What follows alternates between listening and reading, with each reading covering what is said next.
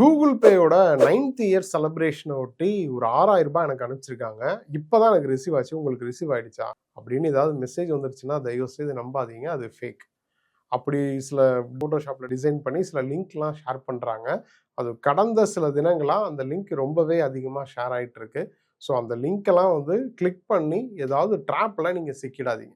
Suppose நீங்க அந்த லிங்கை கிளிக் பண்றீங்க அப்படின்னா உங்களோட டீட்டெயில்ஸ் கேட்கும்.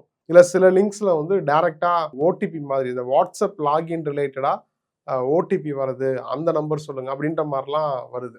அதாவது டிஃப்ரெண்டா அந்த லிங்கை ஷேர் பண்றாங்க. ஸோ மேபி உங்களுக்கு வர லிங்கை நீங்கள் கிளிக் பண்ணுறீங்க அப்படின்னா அது மூலமாக உங்களோட வாட்ஸ்அப் அக்கௌண்ட்டை அவங்க ஹேக் பண்ணலாம். இல்லை அதாவது உங்கள் வாட்ஸ்அப்பை அவங்க யூஸ் பண்ணுற மாதிரியான விஷயங்கள் நடக்கலாம். இல்லை உங்களோட பர்சனல் இன்ஃபர்மேஷன் அவங்களுக்கு கிடைக்கலாம். அது மூலமாக உங்களோட வங்கி கணக்குலேருந்து பணத்தை திருடலாம்.